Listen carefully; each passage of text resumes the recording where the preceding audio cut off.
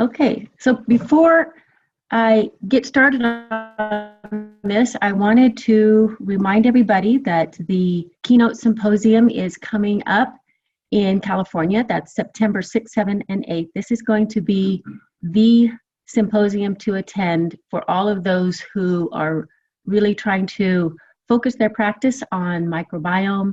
All of the gurus from dermatology, oncology, gastroenterology are going to be there. And there's going to be a small enough group that it will be an intimate setting, so you get a lot of face time with the founders, with the gurus, and let me know if you're interested. I do have several practitioners looking for roommates at Airbnbs and so forth, and there's some ideas about how to get inexpensive flights on Hopper and so forth. So let me know about that.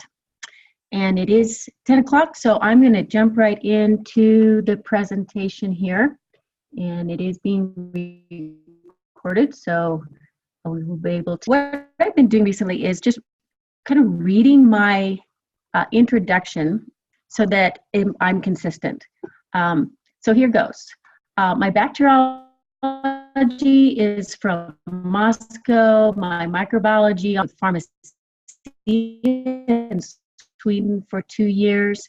I'm a certified clinical nutritionist, and I did that while I was raising my 2 kids.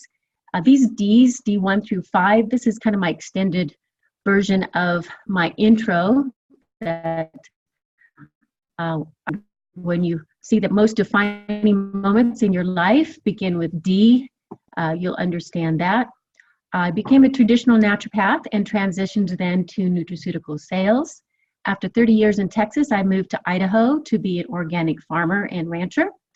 And on 3 sides of me, there is a triple egg herbicide application of the crops. And then knowing now that I know most of my neighbors, 8 out of 10 of my neighbors I know have cancer. Looking into the soil microbiome for answers, and I found Microbiome Labs. So in 6/2018, a local expert at the Orofino Clinic publicly said, "Roundup is so safe, you can coat your tongue with it." I spoke up. Coincidentally, 9 days later, the forest behind our property was aerial sprayed with herbicide. Everyone I know has gut problems. If I do nothing and say nothing, then I am part of the problem. I am available to help those who want to be part of the solution. Now, coincidentally, when we talk about metabolic endotoxemia, all the bad things there start with Ds as well, like dysbiosis and dysfunction of the immune system and lack of diversity and disruption and destruction of the mucosa and dyspepsia. So that's just my philosophy about the Ds. And now you've got a little picture here of Peggy Sue and her calf, and this is some of the cows that we raise.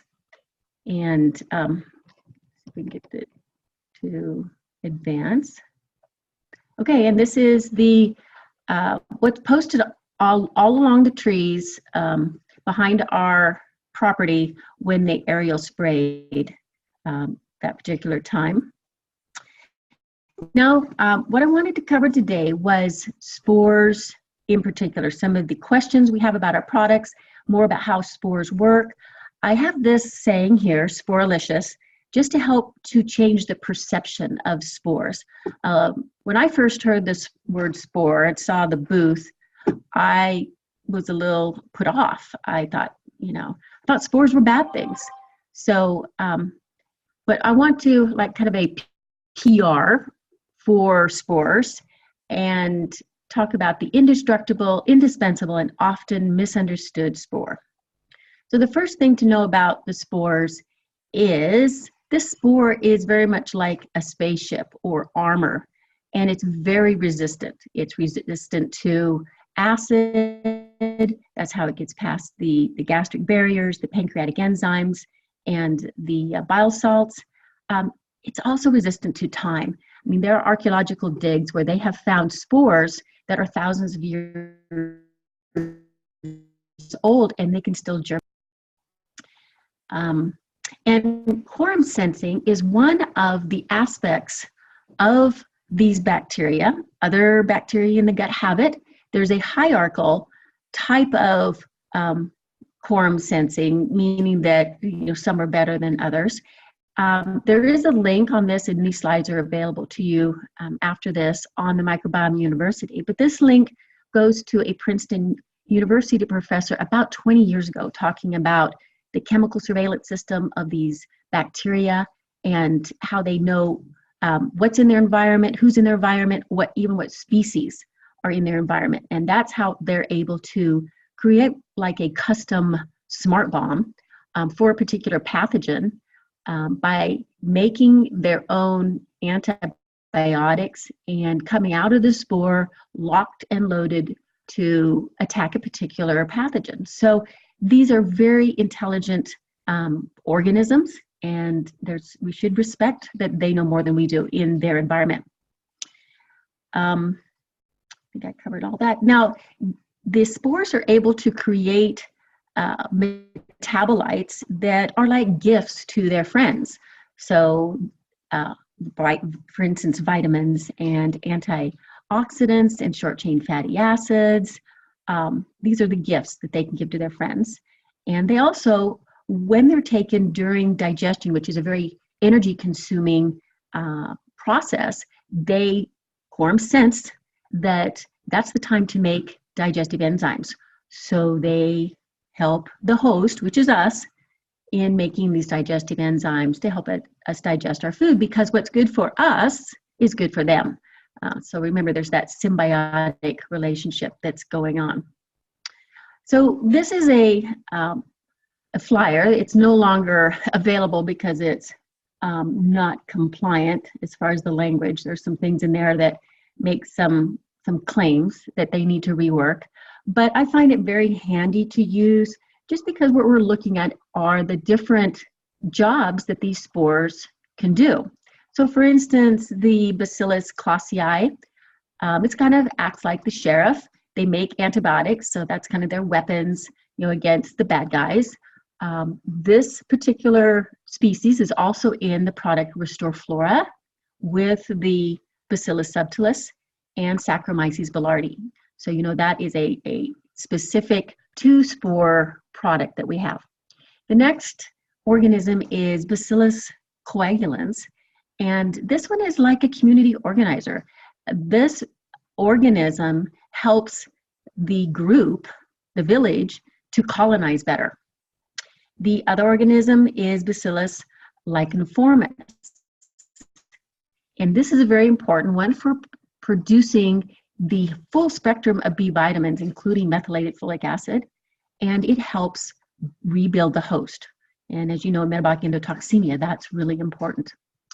The other organism here, Bacillus indicus, helps make carotenoids, which are the antioxidants. And it's a full spectrum of carotenoids. It's a very specific organism, and this helps protect the host against oxidative stress. Bacillus subtilis, the primary organism that's in all of our probiotics, makes vitamin K2. It also makes antibiotics, and it's the only species that is in our probiotic HU58. Now, when we really have to look at protocols like biological warfare, and there's 2 different concepts. Infiltration, where you're slowly sneaking in to the microbiome, and you do this by titrating the products very slowly. The other concept is to just blow them away in a kind of carpet bombing idea. And you would do this when you don't have time to infiltrate, when the stakes are really high, when someone has an extreme overgrowth, when they're in the hospital or they're on their way to the hospital, or they've just come out of the hospital. And if you have a situation like antibiotic use, preferably you want to start the titration or infiltration before you start the antibiotics. But as you know, most of the time you hear about your client having been on antibiotics and now they have a full-scale candida outbreak, and they're in a serious way, and you don't have the time to do the infiltration, so you follow this protocol, which is going to be competitive exclusion. A competitive exclusion. You're throwing everything we've got at it because they don't have time and they're in a very serious way. So that is using Restore Flora at breakfast, Megaspore at lunch, Restore Flora again at the evening meal, and HU58. And again, you're just competitively excluding or throwing everything you have at it to force out the pathogen that is overgrowing, because the antibiotics selectively kill, they wipe out everything, but they allow selectively the pathogens to come back. And then you would follow with the total gut restoration because of all the damage that has been done with the oxidative stress and the metabolic endotoxemia that follows. So this is just summary, what I just said. The collateral damage is the die-off and the endotoxin release. And this endotoxin is really an autotoxin. We have lipopolysaccharide in the cell walls of the gram-negative bacteria in our normal gut flora, but it becomes a problem when it's in an overgrowth situation. When it's in a ratio that is too high, and it can shut down the migrating motor complex. And that's the wave of electrical electricity that goes through our gut while we're sleeping in order to cleanse our bowels, and this will cause constipation. The LPS is the primary source of inflammation, which is the root of all chronic illness. So it's related, and in my other presentations, we go through all of the literature, all the white papers, and the science of how everything relates back to metabolic endotoxemia, which is the primary culprit is the lipopolysaccharide. And it's because it destroys the tight junctions of the gut epithelial, and it causes this inflammatory cascade of your TNF alpha, your interleukin 6 and 8, your COX-2s, all of these mediators, and it's going to increase the insulin resistance, the adipocytes, and stenosis, which I have a picture of here in this next diagram, which is fatty liver, increasing the size of the adipocytes, and here's the indicated inflammatory mediators here. Once those tight junctions have been destroyed and you've got lipopolysaccharide flooding into the lumen. Okay.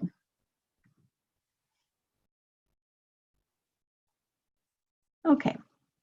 And you want to look at the applications of all of these microbiome lab products for a full spectrum of symptoms and conditions.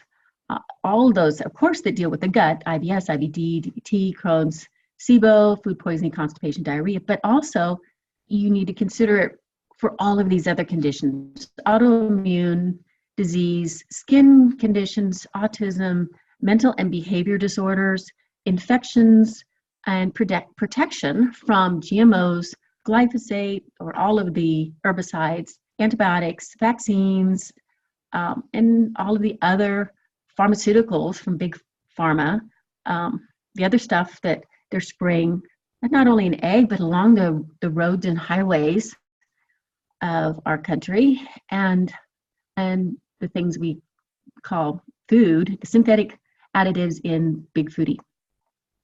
So the winners and losers in this biological warfare, the winners are to selectively favor the growth of the keystone strains, the Akkermansium, Eusophila, the Caelum-Bacterium, Prunitzii, the Bifidospecies. The loser should be the Staphylococcus, Salmonella, Clostridium, Candida. These are usually the ones that are in the environment of antibiotics and herbicides and synthetic food. These are the ones that are favored, as well as situations like C-section, bottle feeding, and so forth.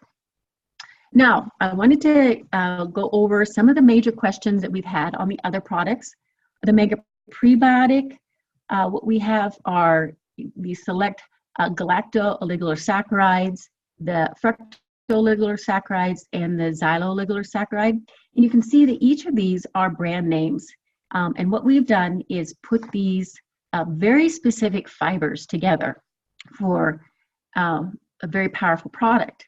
And you'll see that the XOS is derived from non-GMO corn, the FOS from green and gold kiwi, and the GOS from cow's milk. So the question is, when my patients or clients see corn in milk, they freak out. So how do you explain it to your patients that this product does not contain corn and milk, but just the derivatives of oligosaccharides that do not have the proteins, which are the components in the food products that mount the sensitivities, the allergies, and the immune reactions? So that's what they need to understand about the product. The megamucosa has 4 primary amino acids, the IgG2000 with the immunoglobulins IgG, IgM, IgA, and some citrus bioflavonoids. So I would say that one of the things I've heard a complaint about on this is some clumping that's going on because of humidity.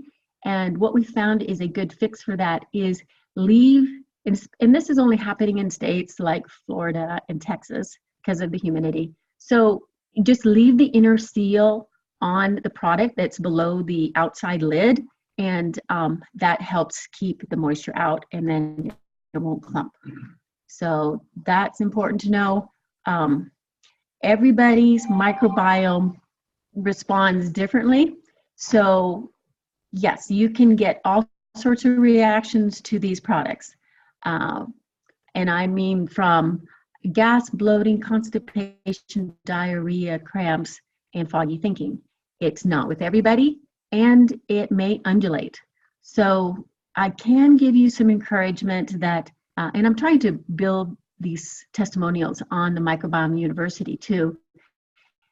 There's some great testimonials on there, things that are life-changing. One I just recently heard was one of my practitioners in South Texas talking about a woman with ulcerative colitis that was the worst you can even imagine. In and out of the hospital, emergency rooms, alternating diarrhea and constipation daily. And this woman, persistently went through the 12-week total gut restoration. She is now a month out and has not had a single episode. Can you even imagine how life-changing that would be? There are other testimonial that's on the testimonial page of the Microbiome University is one about a young child that had been born with a bowel issue and was messing his pants like 6 times. So that goes through that whole testimonial to the point this child has normal bowel movements now. So it's just, again, life-changing for these people, but it does take persistence. A lot of individuals don't realize their dysbiosis or their gut damage is as severe as it is, and they have to be persistent. Okay, the Mega Microbalance. As you know, we've had a change in this product.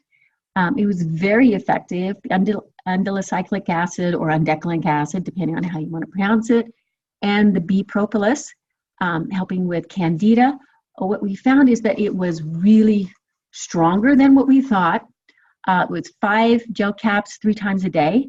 The reformulated version is now 2 caps 3 times a day. I still recommend titrating it up.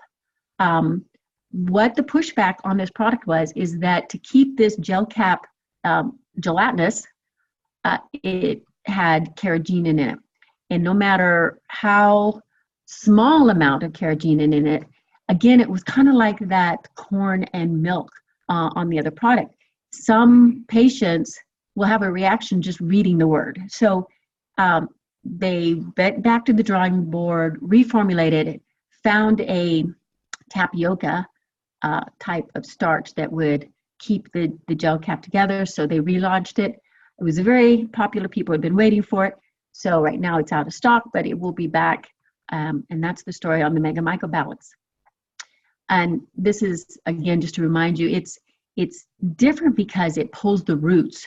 The hypha that attach to the epithelial cells, like roots, and unlike other antifungals, just kind of that mow the lawn, this is actually pulling up the roots. So it's a better deterrent to Candida. And then the other product we just launched was the MegaGuard, as far as it is helping with dyspepsia and the prokinetic function of it. It's great for those folks that don't have a gallbladder. So I'll keep you, stay tuned on that one. And I think that covers the main things. I'm going to take you off of mute so that you can ask questions. I can get my, here it is, down here. Okay, so unmute everybody.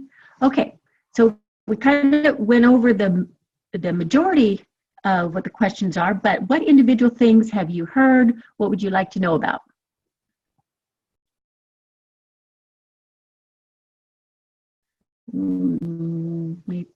Somebody, everyone's shy, so right. So this is Susan. Hey, Susan. Hi.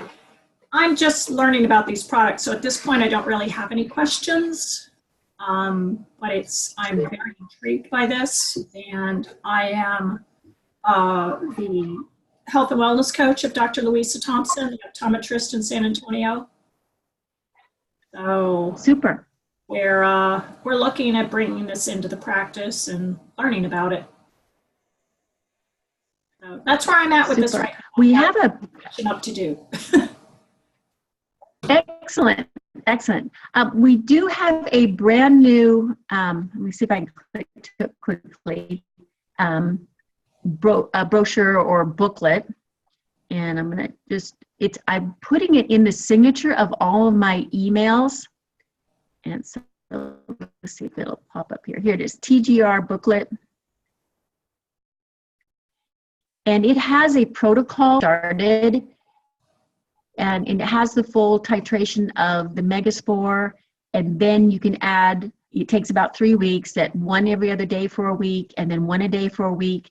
And then at the third week, you're at 2 capsules. You want to give these probiotics during food. Then you can add one of the 2 powders.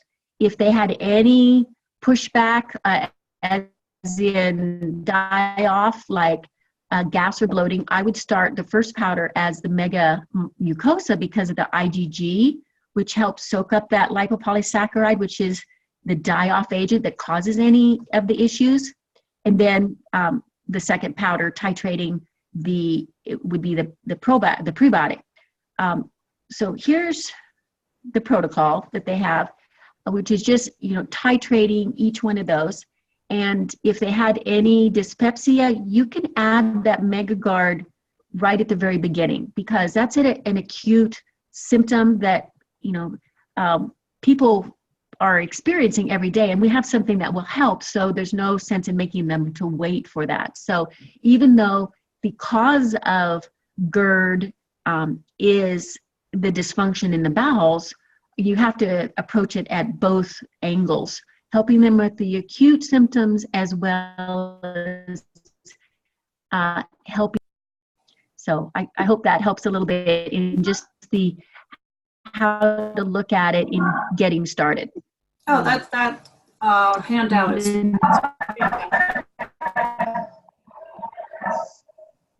super. And then this Microbiome University that I'm talking about, it's really just a way of stepping through the education process. It's more of a beta test for the company. I think they're going to use this down the road. But what I've done is just try to come up with what are the major questions in the total gut restoration. And each presentation I do, I add to this, so you have a variety. I try to do a different hairstyle each time so I can remember what that presentation was like. And here's the MegaGuard one. I did not too long ago. This is what we're doing today is the spore probiotic questions, and then just general microbiome questions. I did one on vitamin K2, which I'm glad I did. I had to remind myself how amazing this product is. It should be made in the gut. Most people aren't making enough because of dysbiosis. So we have a product that is a high dose vitamin K2, and it helps with all of the problems with calcium deposition. That's its job in the body. So when you look at atherosclerosis, high blood pressure, kidney stones, gallbladder stones, even plaquing in the brain from Alzheimer's, that's all a vitamin K2 deficiency. So definitely review that presentation.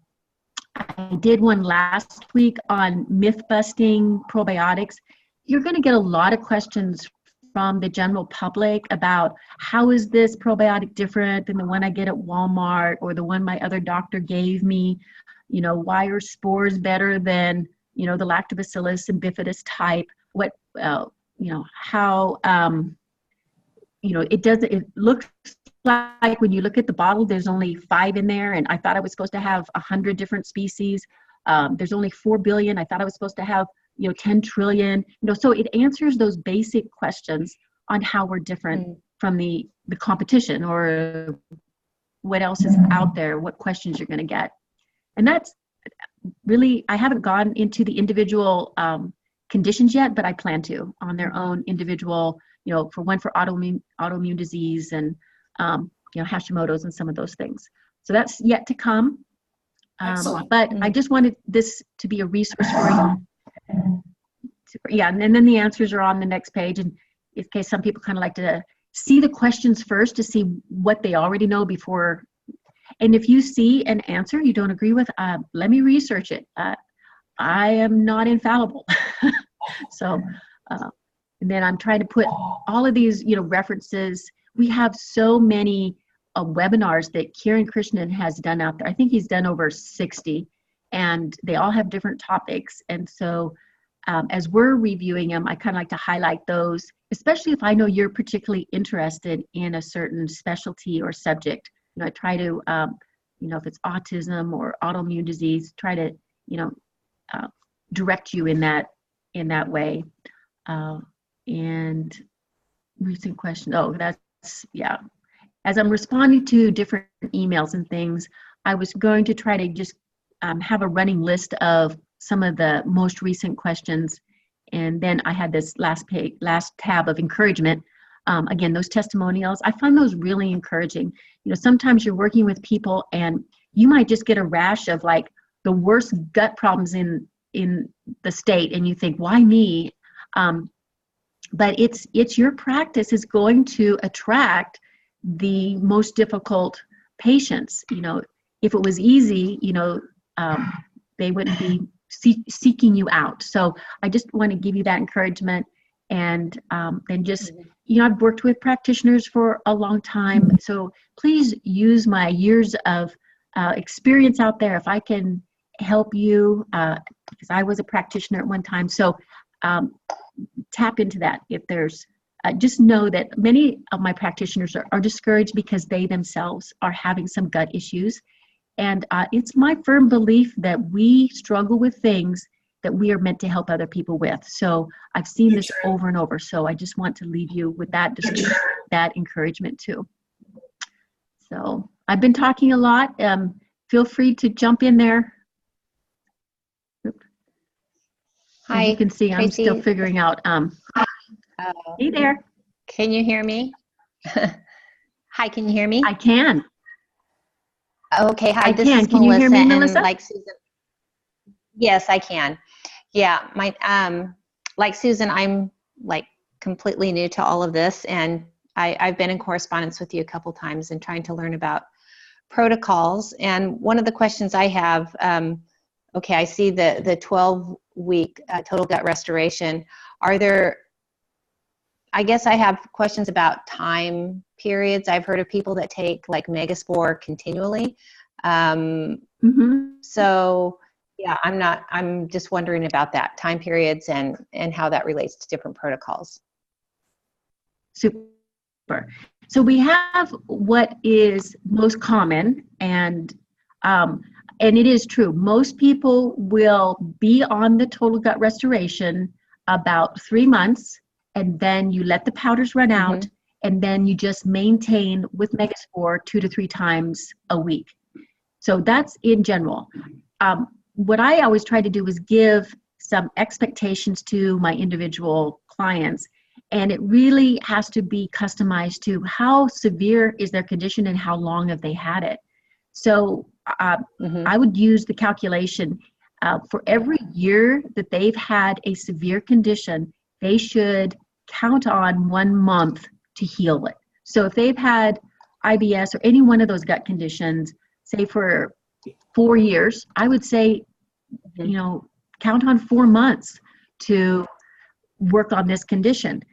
On average, it's 3 months, but to give them a realistic expectation, it may be 4 to 6 months, depending on how severe and how long they've had it.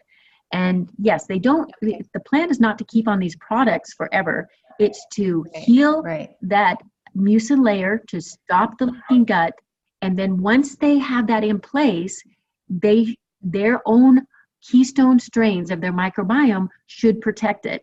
And Megaspore is just there as some insurance in the maintenance, and they can work it out how they want to maintain. Some people just take it on the weekends. Some people like to take it on Monday, Wednesday, and Friday. It's just, kind of the way they want to take it. Just make sure it's kept in their microbiome. This is a transient organism that's colonizing for 21 days.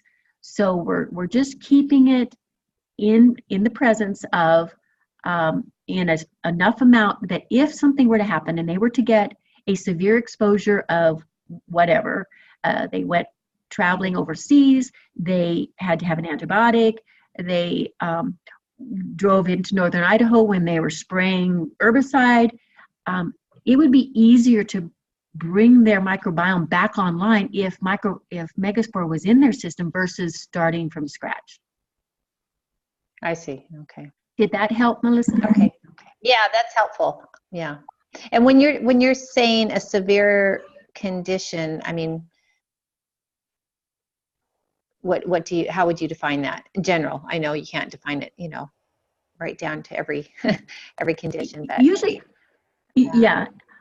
most people have a particular symptom that they're associating with whatever condition. If it's diarrhea or constipation or a particular, a lot of food sensitivities are increasing, and there's a lot of money spent on you checking a food allergy, a food sensitivity test, and every time they check it, it's increased. It's because the leaky gut is getting worse, and for the microbiome to function properly, there needs to be a lot of diversity of organisms, and you can only get that diversity if you have a diverse diet. And so a lot of these sensitivity tests are making these people narrow their diet so much so that they don't have anything to eat anymore. So it's very discouraging to them. So, that's one of the kind of the retraining that we're trying to help people with, that if your gut is healing, your the diversity of your diet is increasing, and that reflects the diversity of your gut. Okay. Yeah, thank you.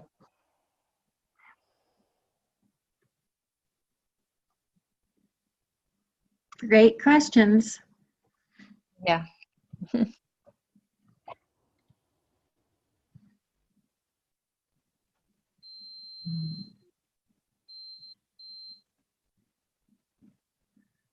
Any questions about this California symposium? I can't remember. I've spoken to so many people about it. I don't remember who I've talked to about it. It's I know we've got about 32 different clinical trials that many of them have some amazing preliminary studies, so that I know they're kind of saving those for to be revealed at this symposium. But I know we've had studies in dermatology and and I did hear rumor that it's like reducing acne by 50%. So it really makes sense that if you're working on the gut microbiome, which is the headquarters and related to all the other microbiomes of the body, then these other skin conditions should clear up. And it's just good to have confirmation that they do. And so there's going to be, there's studies in oncology, dermatology, dental, of course, gastroenterology, autoimmune disease, and then I know we've got some studies going on with depression and so forth, because it's all related. So, what better way to help everybody, but by helping, starting with the gut.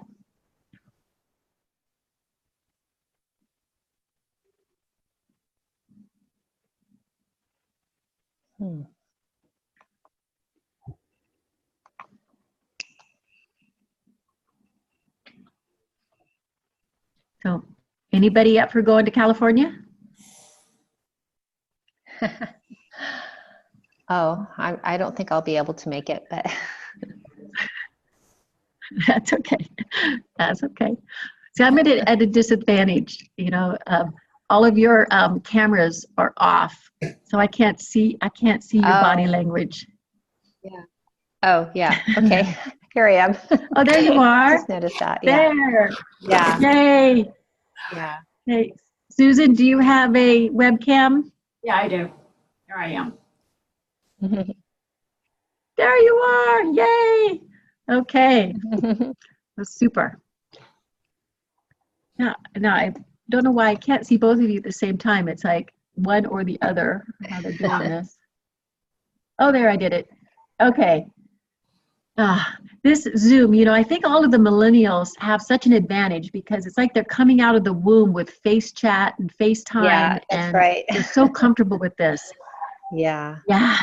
And I have to, I feel like I'm conquering something when I am brave enough to put my face out there. Yeah. Uh, You mentioned, Tracy, you mentioned something about, oh, sorry. You mentioned something about C-sections. What can you say about that? I have a daughter-in-law that just had a C-section, and a new little grandchild, but. Yes. Oh, well, congratulations. That's right. I remember that in the email. Yeah. The inoculation of the mother, of course, is going to come vaginally for the first inoculation of the infant.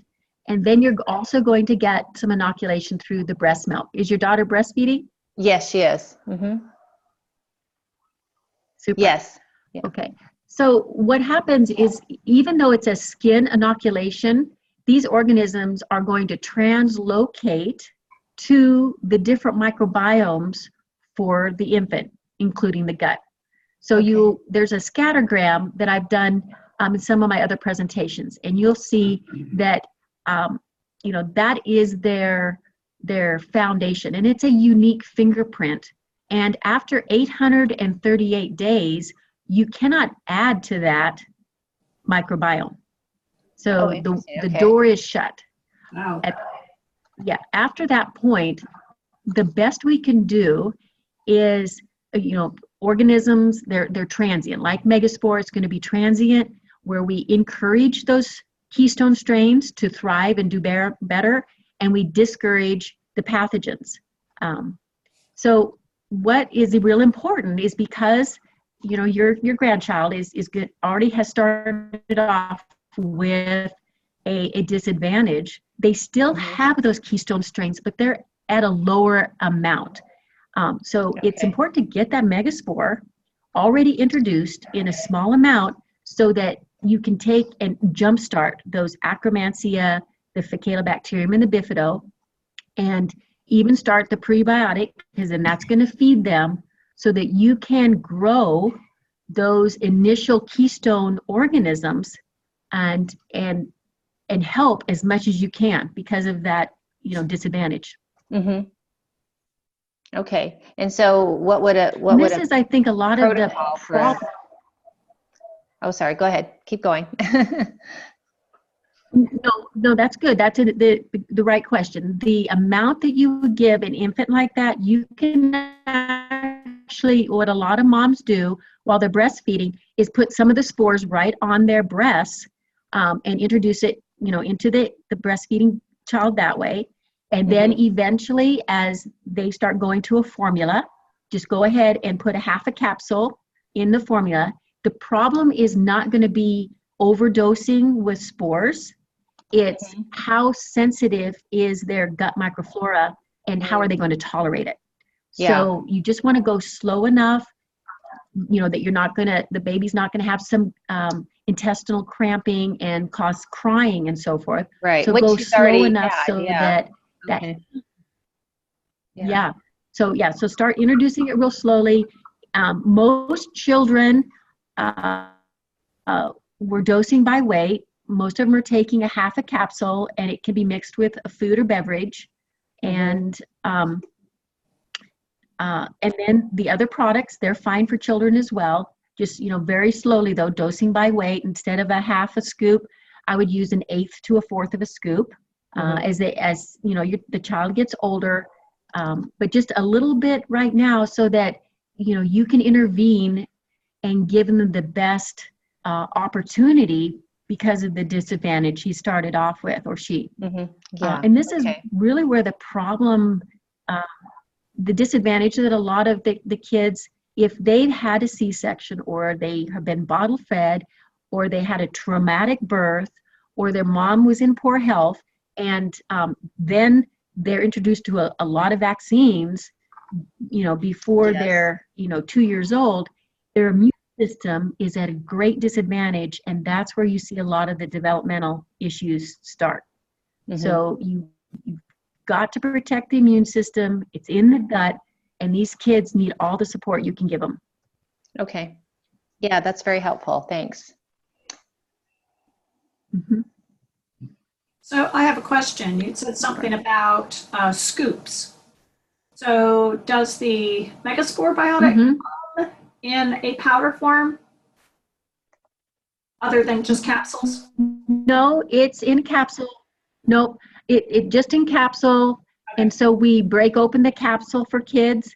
The products that are in powders are the Mega Prebiotic and the Mega Mucosa. Okay. And, those are the ones that, you can dose a little bit easier because they're in a powder, but there's other challenges with powders too. Okay. I was just checking.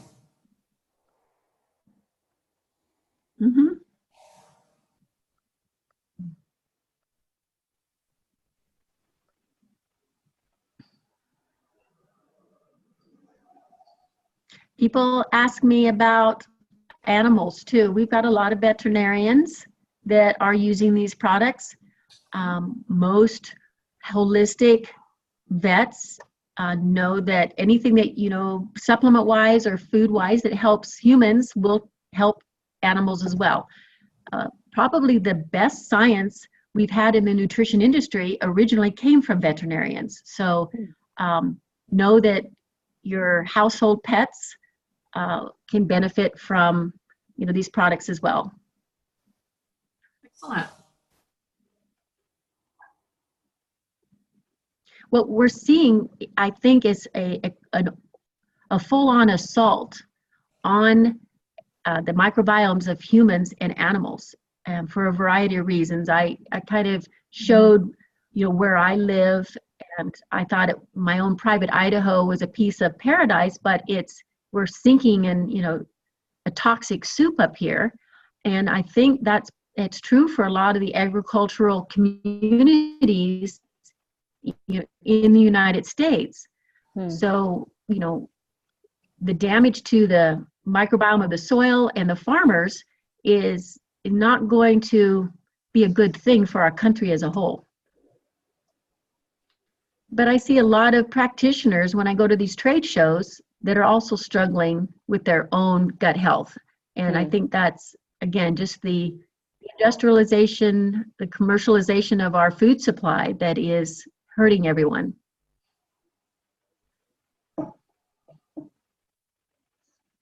So that's just kind of why I do what I do. This is a crusade as much as a job. So Yes. Yeah, that's great. just know that, yeah. So that each week I'm planning to do this, so it's hopefully convenient that while you're having lunch, can tune in and find out what the latest is in the microbiome world and join the crusade. I think this is how to help more people by starting with the portal of health, and that's the microbiome. Right. So, And you'll be recording all of these as well, Tracy, is that right? yes, yes, Oh, and I post them on that Microbiome University. okay. See if I can find it.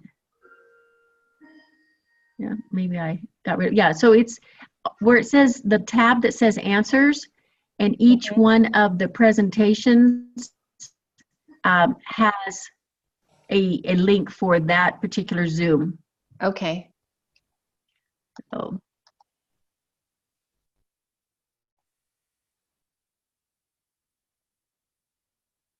I didn't realize I closed out of everything, so I'll pull it up here.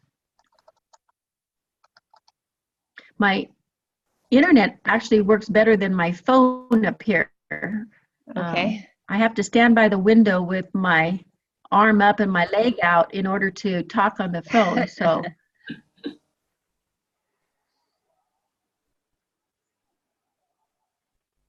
okay. Okay. Is it under Right webinars here on the answers? microbiome? What? Oh, maybe that's different. No, those are all good though. Those Yeah. webinars are what Acacia, our scientific affairs person, and Kiran Krishnan, and Okay. he's done some great webinars there. Mine are just on this Microbiome University Google Doc sheet, and Oh, I'm okay. showing it here. And then each one of these are live presentations. I had one, Okay. in May, one in June. Here's one in July, and I'll post this one as well in under where it says the spore probiotics and the microbiome product questions. Okay. So each week I'm adding to this list and just kind of doing these questions and answers to make sure I could go over make sure I answered all the questions I had intended to about resistance on temperature. That's why it's great in Texas. You don't have to worry about megaspore cooking on your porch because it's resistant.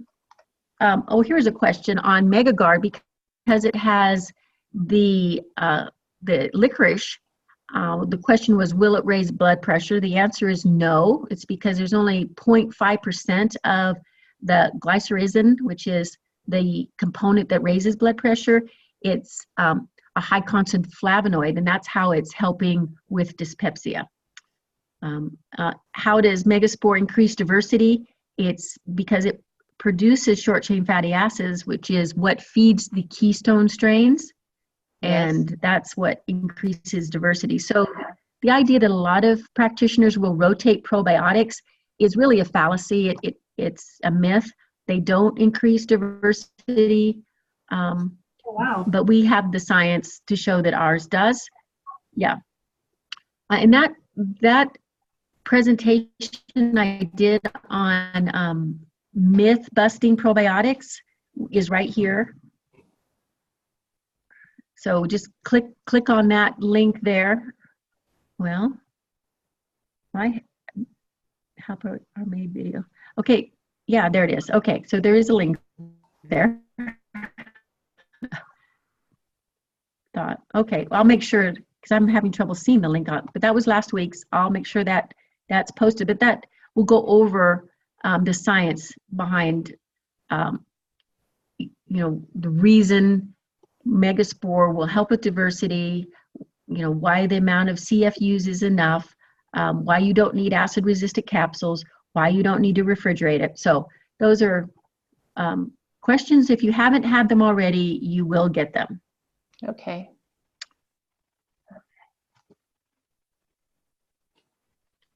Yeah, I really appreciate how you've organized all this. Oh, sorry. Go ahead.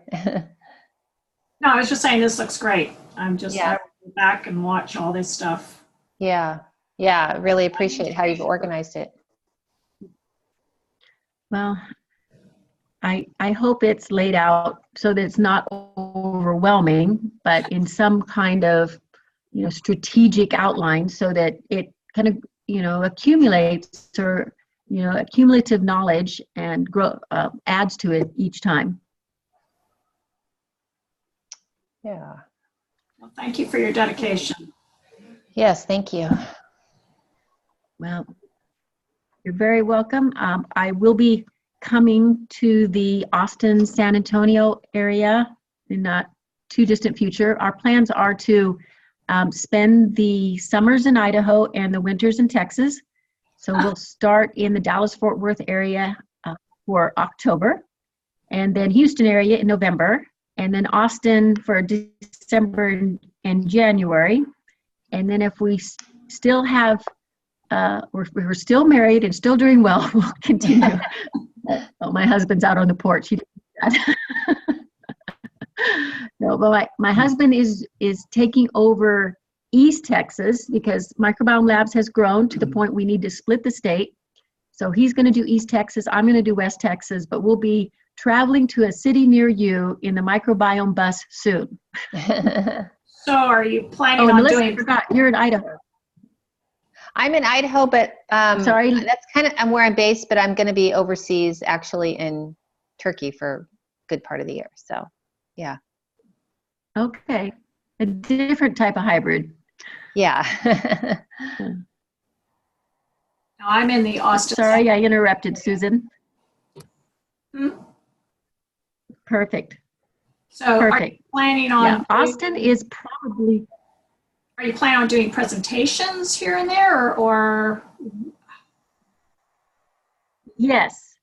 What I started doing, I did one in Houston and one in San Antonio, but is an Eventbrite where we can have food brought in. So in the Eventbrite, you prepay, covers your meal, and then I do the presentation so it's live, more live than Zoom.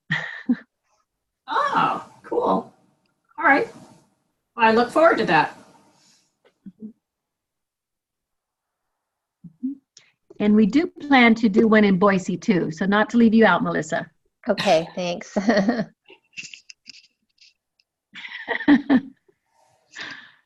So, well, this has been lovely to spend some time with both of you ladies, and I hope to see you again next Thursday. Okay, thank you for your time, Tracy. Thank you. You're welcome. Thank you. Bye-bye. Bye-bye. All right. Bye-bye.